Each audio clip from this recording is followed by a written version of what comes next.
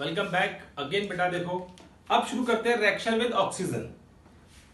Reaction with oxygen second third chemical property है हमारे पास सी, reaction with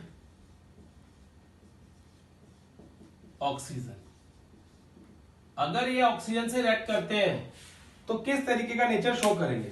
देखो बेटा ध्यान से, पहली बात फर्स्ट हम बात करते हैं फ्लोरीन से। फ्लोरीन जनरली दो तरह की, ऑक्साइड तो नहीं बोलेंगे, फ्लोराइड ही बनाएगी बेटा, क्योंकि fluorine is more electronegative than oxygen, इसलिए इस कंपाउंड का नाम ऑक्सीजन डाइफ्लोराइड है। तो ये एक ऑक्साइड बोल सकते हो आप बनती है जो यहां पे, दूसरा बनती है यहां पे O2F2 die oxygen die fluoride. ये दो तरह की फ्लोराइड आपको मिलती है with oxygen in this case बेटा। या आप बोल सकते हो कि फ्लोरीन दो तरह की ऑक्साइड्स बनाता है, वो ये OF2 है और O2F2 है। ये जो होती है बेटा, ये दोनों तरह की ऑक्साइड्स जो है दे आर फ्लोरिनेटिंग एजेंट। क्या होते हैं बेटा?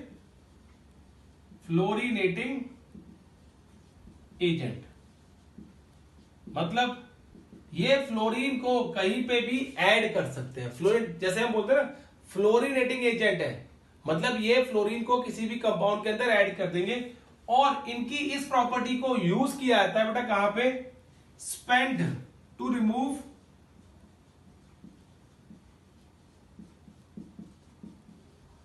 Plutonium from spent nuclear waste.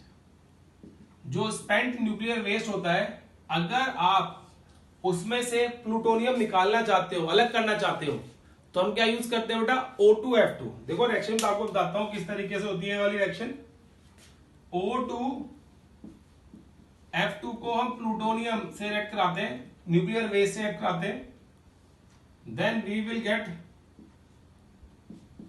Pu plutonium hexafluoride plus oxygen. इस तरीके से हम क्या करते हैं? न्यूक्लियर स्पेंट न्यूक्लियर वेस्ट में से रेडियो एक्टिव एलिमेंट जो प्लूटोनियम है उसको अलग कर देते हैं। अदरवाइज वो क्या करता है बेटा?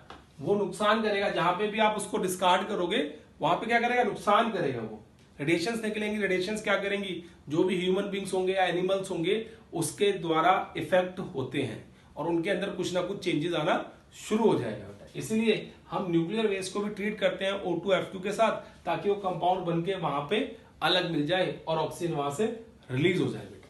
क्लियर है केस? तो ये तरीका है पहला वाला केस, ये आता है फ्लोरीन के लिए। अब देखो दूसरी, अब सेकंड बात करें यहां पे, दैट इज क्लोरीन। तो क्लोरीन हमें मिलता है monoxide, dioxide,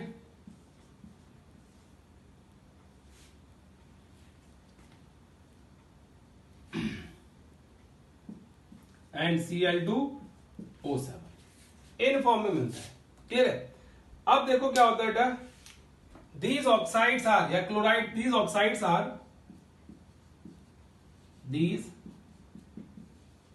oxides are highly reactive in nature and act as strong oxidizing agent and even in some cases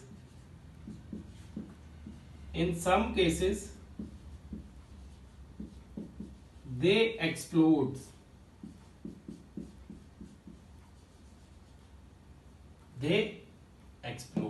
और कुछ केस में क्या होता है बेटा? एक्सप्लोड भी कर जाती है, जितनी ऑक्साइड दे रखी है वाली। अब देखो इसमें यहां पे एक ऑक्साइड है, that is ClO2 chlorine dioxide. ClO2 act as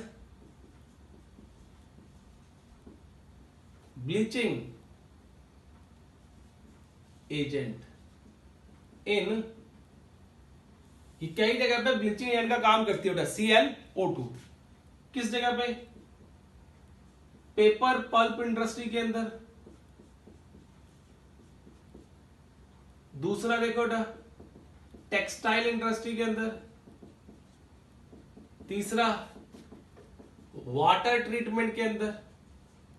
आपको पता है क्लोरीन को हम यूज करते हैं for the treatment of water के ट्रीटमेंट के लिए, तो वहां पे ये ऑक्साइड बड़ी काम आती है क्लोरीन की। डन बेटा। तो देखो ये केस आ गया यहां पे क्लोरीन की oxides.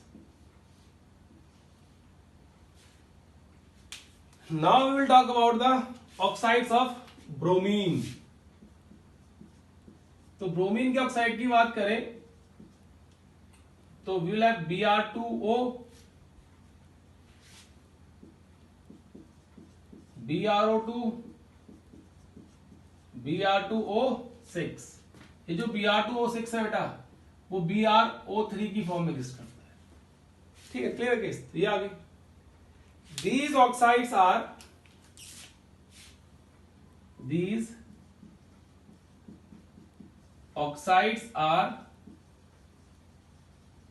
highly unstable. These oxides are highly unstable and act as strong oxidizing agent. ये हाईली अनस्टेबल होती हैं और ज्यादातर ऑक्सीडाइजिंग एजेंट की तरह काम करती हैं। बहुत ज्यादा अनस्टेबल है, बनते ही टूट जाती हैं और ऑक्सीजन को लिबरेट कर देती हैं। That is why they act as oxidizing agent बेटा। क्लियर। अब देखो नेक्स्ट आयोडीन। तो आयोडीन के केस में देखो बेटा यहां पे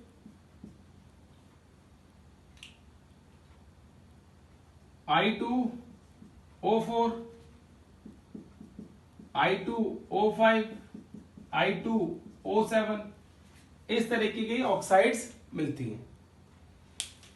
ये जो ऑक्साइड होती है यहां पे they have volatile,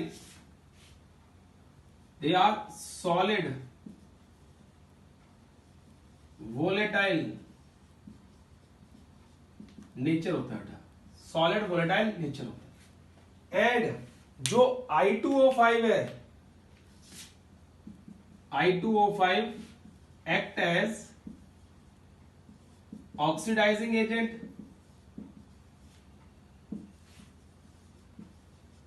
and used in estimation of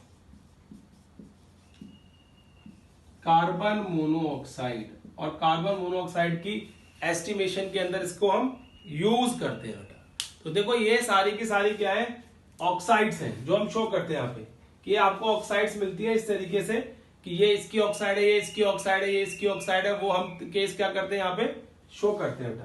तो ये I2O5, I2O7 सारी की सारी कहीं ना कहीं यूज होती है। अब देखो नेक्स्ट है बेटा C के बाद D। डी आता है हमारे पास reaction with metals. Reaction with metals. अगर हेलोजन मेटल से रिएक्ट करती है तो simple, all halogens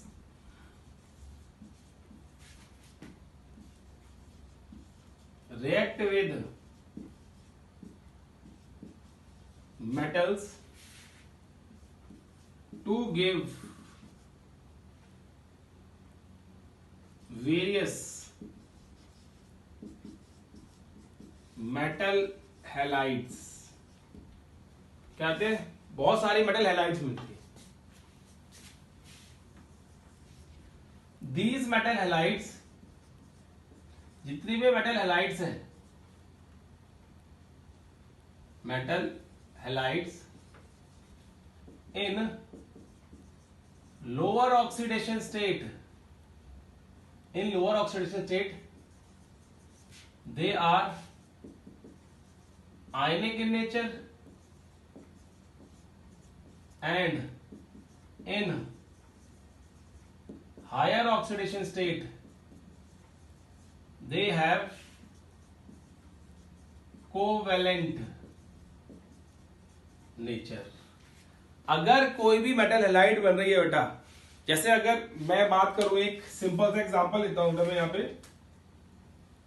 SnCl2 and SnCl4, which one has higher covalent character? तो SnCl4 का कोवेलेंट करेक्टर ज्यादा होगा, बिकॉज वहां पे जो हमें ऑक्सीडेशन स्टेट मिल रही है इसकी, दैट इज +4 और इसकी +2। इस करके हम कहेंगे कि SN2Cl2 जो है उसमें आयनिक करेक्टर होगा और SnCl4 में कोवेलेंट करेक्टर ज्यादा होता है। तो इस तरीके से हम ये कह सकते हैं कि रिएक्शन विद मेटल, तो आपके पास क्या केस आएगा, इस तरीके से ये केस मिल जाता है। ठीक है, अब देखो E, next point, reaction with halogens. मतलब अगर हैलोजेंस आपस में ही रिएक्ट करे तो हम बोलते हैं इसको when halogens react with each other,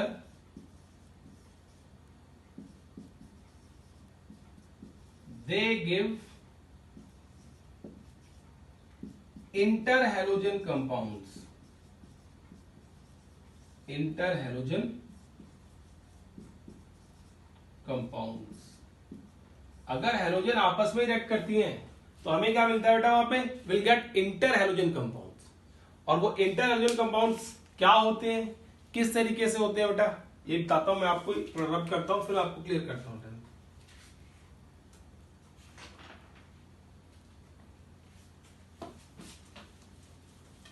देखो बेटा,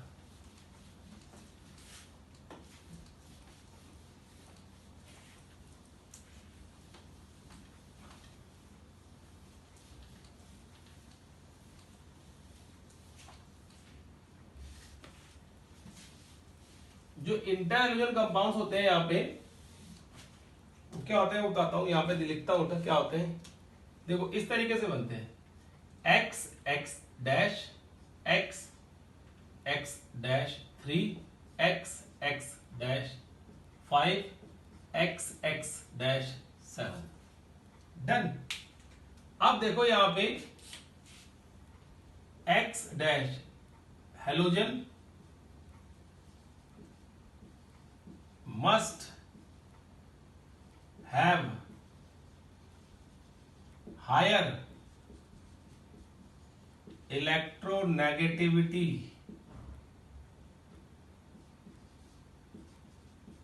value than X। बेटा क्लियर है, ये बात याद रखनी है कि अगर X डैश कोई है तो उसकी इलेक्ट्रोनेगेटिविटी की वैल्यू X से ज्यादा होनी चाहिए। ठीक है, जैसे अगर मैं बात करूं, यहां पे एग्जांपल दे दूं तो ClF, अब ClF में F क्या है, जो F है बेटा यहां पे दैट इज X डैश, और जो Cl है दैट इज X। इस तरीके से BrF3, तो X डैश क्या है बेटा हमारे पास यहां पे फ्लोरीन, और X क्या है दैट इज Br। तो जिसकी इलेक्ट्रोनेगेटिविटी ज्यादा होती है उस केस के अंदर हम क्या शो करते हैं, इस तरीके शो करते हैं। और इन इंटरहैलोजन कंपाउंड्स को eight the end of this group हम एक बार फिर से स्टडी करेंगे किस तरीके से बनते हैं और इनकी प्रॉपर्टीज क्या होती है और इनके स्ट्रक्चर्स क्या होते हैं, जो कंपटीशन पॉइंट ऑफ व्यू से भी काफी इंपॉर्टेंट है बेटा। क्लियर है। अब देखिए हमारे पास जो बेसिक कंपाउंड थे वो तो सारे के सारे केस खत्म हो गए केमिकल एक्टिविटी के। अब हम कुछ स्पेशल कंपाउंड पढ़ेंगे इस चैप्टर के, जैसे कि preparation of chlorine and preparation of HCl बेटा, फिर उनकी प्रॉपर्टीज क्या क्या होती हैं, किस तरीके से रिएक्ट करती हैं, and at the end we will study oxo acids of this family बेटा, कि ऑक्सो एसिड कौन कौन से बनते हैं इस फैमिली के, उनकी बात भी करेंगे। क्लियर है केस। तो बेटा टिल देन चलो फिर हम नेक्स्ट वीडियो लेक्चर में क्या करेंगे, इसको बनाएंगे बेटा कि क्लोरीन की प्रिपरेशन किस तरीके से की जाती है। Till then take care and bye bye बेटा।